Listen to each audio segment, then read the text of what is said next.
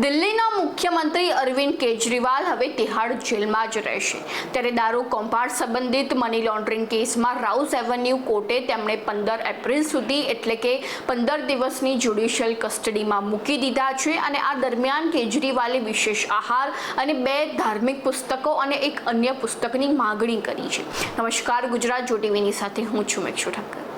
ED દ્વારા ગત સોમવારે દિલ્હીના મુખ્યમંત્રી અરવિંદ કેજરીવાલને દારૂ કૌભાંડ સંબંધિત મની લોન્ડરિંગ કેસમાં રાઉસ એવન્યુ કોર્ટમાં રજૂ કર્યા હતા અને તે સમય દરમિયાન ઈડીએ કોર્ટ સમક્ષ જ્યુડિશિયલ કસ્ટડીની માંગ કરી હતી, જે અનુસંધાને કોર્ટે 15 એપ્રિલ સુધી અરવિંદ કેજરીવાલને ન્યાયિક કસ્ટડીમાં મોકલી દીધા છે।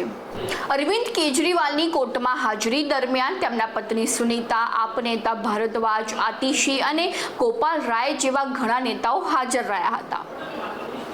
મહત્વની વાત તો એ છે કે આ દરમિયાન કેજરીવાલે જેલમાં રહેવા માટે આ વસ્તુની માંગણી કરી છે, જેમાં કેજરીવાલના વકીલે જેલમાં દવાઓ ઉપલબ્ધ કરાવવા માટે જણાવ્યું છે, તેમજ રામાયણ, મહાભારત અને પત્રકાર નીરજ ચૌધરી લેખિત how prime minister decide by જેવી 3 પુસ્તકોનો સમાવેશ થાય છે, તેમજ કેજરીવાલના વકીલે વિશેષ આહારની પણ માંગણી કરી છે।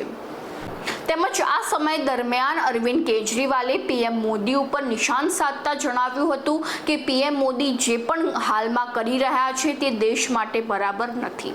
તો હવે જોવું રહ્યું કે અરવિંદ કેજરીવાલની આગળની પરિસ્થિતિ શું હશે। આવી જ નવી માહિતીને જાણવા માટે ફોલો કરો જો ટીવી મેક્ષુ ઠક્કર।